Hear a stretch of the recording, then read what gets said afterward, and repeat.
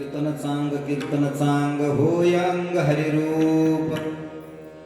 समाजातून एक व्यक्ती उठली आणि त्यांनी थेट प्रश्न महाराजांना केला, महाराज तुम्ही ज्या पारमार्थिक साधनाचा अवलंब केल्यानंतर तुम्हाला आलेला अनुभव तुम्ही आमच्या पुढे प्रगट करता, होय अंग हरिरूप.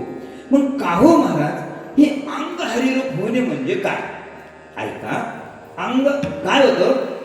स्वयंपाक झाला, किती शब्द येतं? किती शब्द आहे? 5 शब्द आहेत.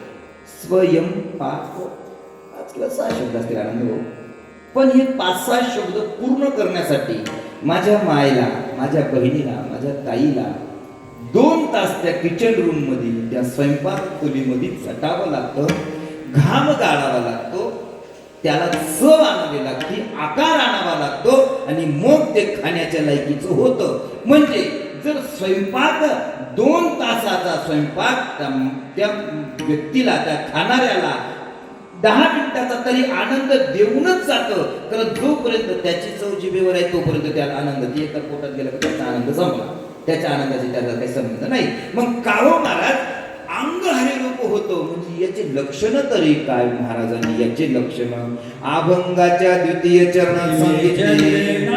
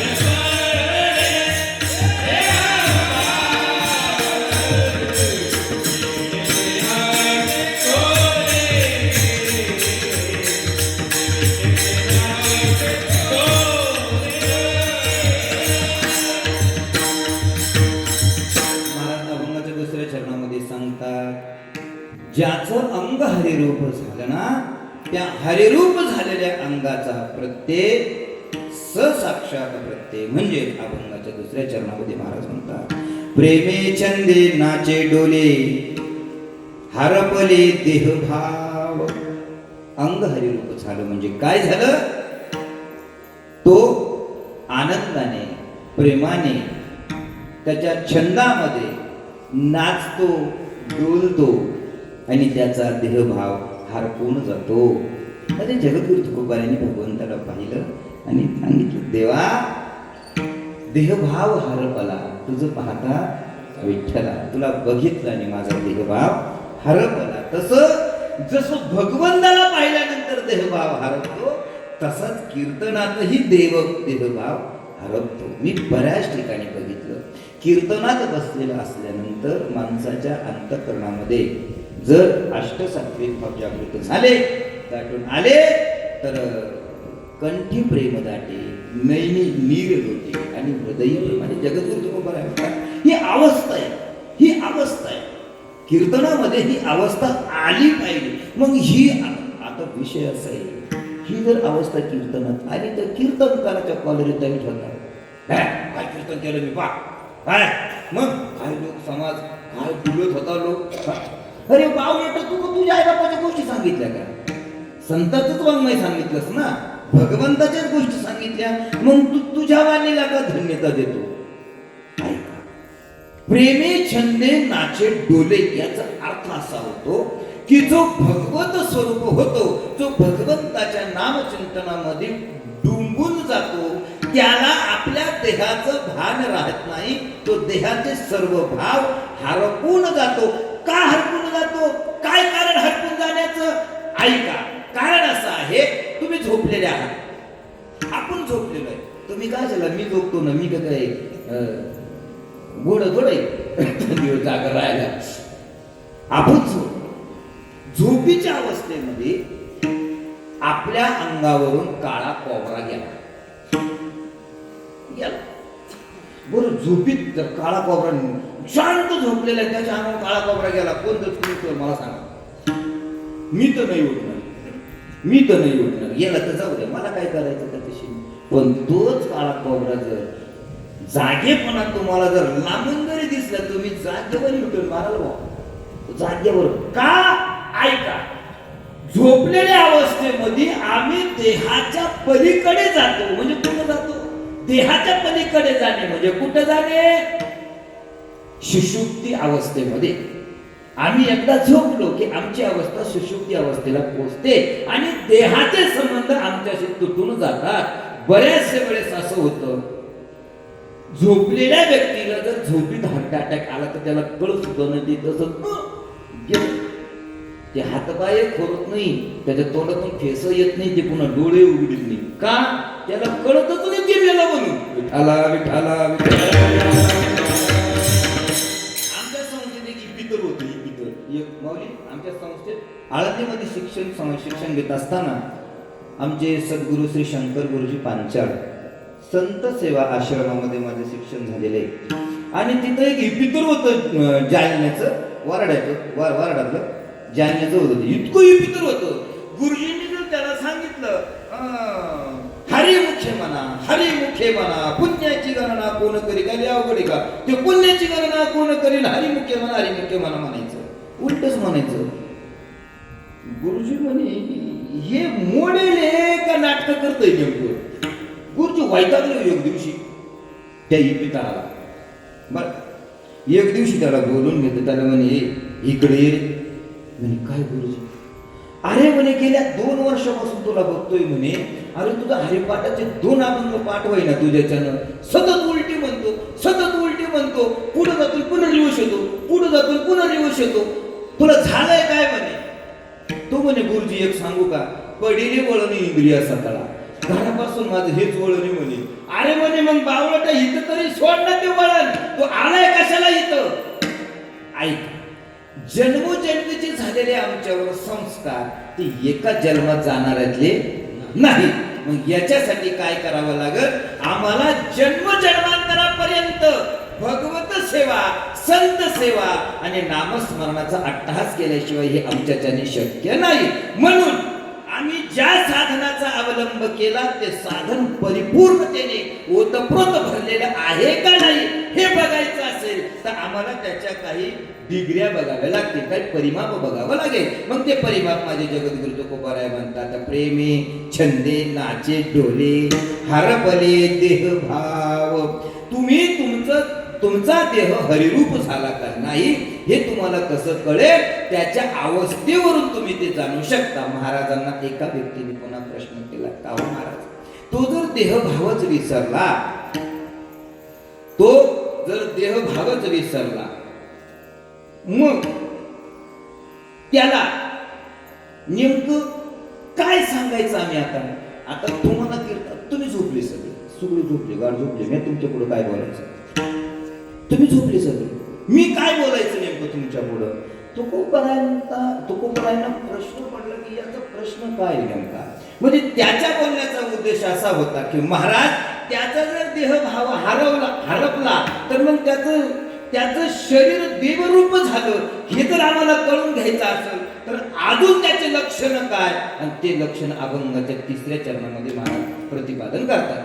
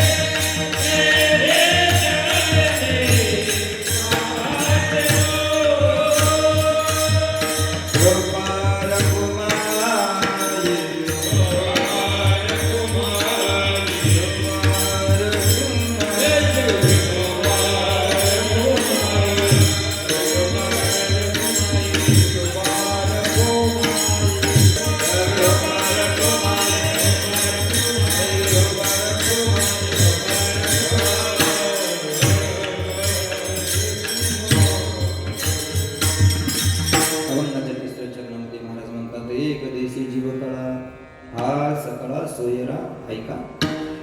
ज्याचं अंग हरिरूप झालं ज्याचा देहभाव हरपला, महाराज म्हणतात त्याला सर्वत्र एकमेव फक्त भगवंताचं स्वरूपच दिसतं, अन्यत्र त्याला दुसरं काही दिसत नाही. महाराज, ज्याच्या जीवकला झाडून गेल्या, एकदेशी जीवकला हा अभेदात्मक सिद्धांत जगद्गुरु तुकोबाराया या तिसऱ्या चरणात देतात. अभेदात्मक, भेद नाही याच्यामध्ये, अभेदात्मक एकदेशी जीवकळा सर्व सृष्टीमध्ये.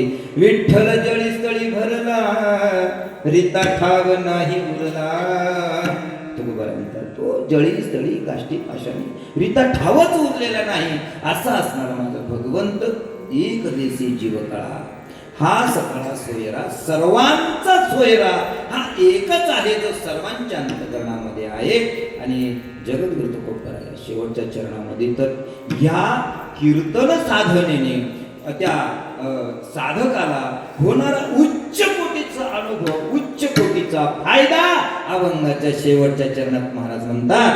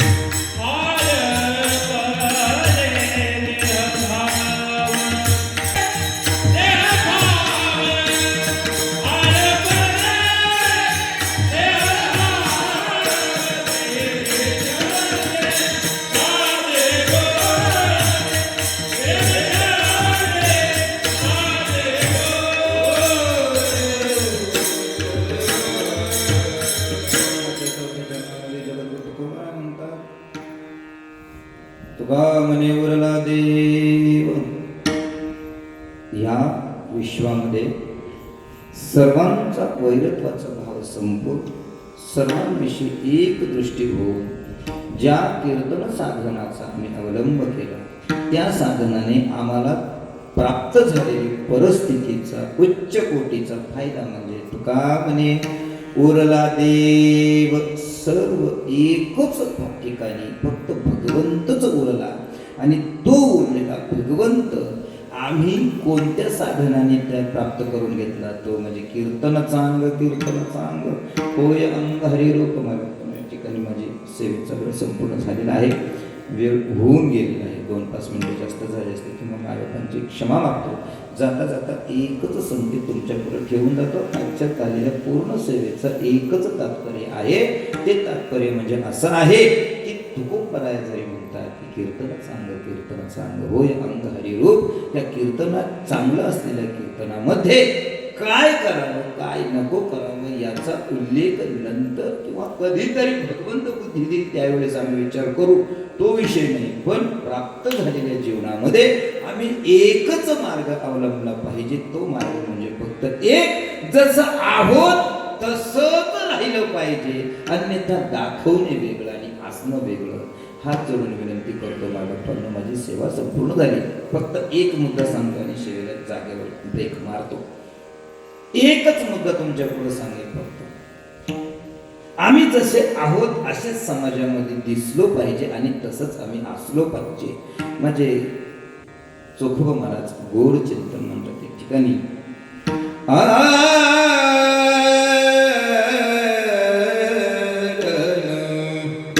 उस डोंगर परी हे डोंगा हे उस डोंगा परी रसत हे डोंगा काय भुललासी वरलिया रंगा काय भुललासी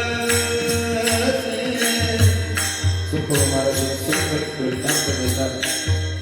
ज्याप्रमाणे ऊस वाकून तिकडे असलं ना बाहेर पण कधी हरकत नाही, पण त्याच्यातला जो गोडवा आहे, त्याच्यातला जो रस आहे, तो सरळच आहे. ते कीर्तन आम्हाला आमचं अंग चांगलं तेव्हा करेल जेव्हा आम्ही आमच्यामध्ये बदल करू. कसा बदल करू? होय अंग हरी रूप काय फुलनासी वरलिया रंग. आम्ही वरवर विचार करण्यापेक्षा आम्ही अंतस्थ विचार ज्यावेळेस करू, आम्ही आमच्यामध्ये बदल करून घेऊ.